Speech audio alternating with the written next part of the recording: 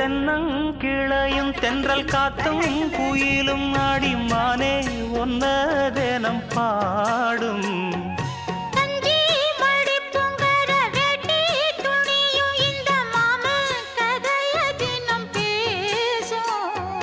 பொள்ளாச்சி சந்தையில கொண்டாந்த சிலையில சாயம் இன்னும் விட்டு போ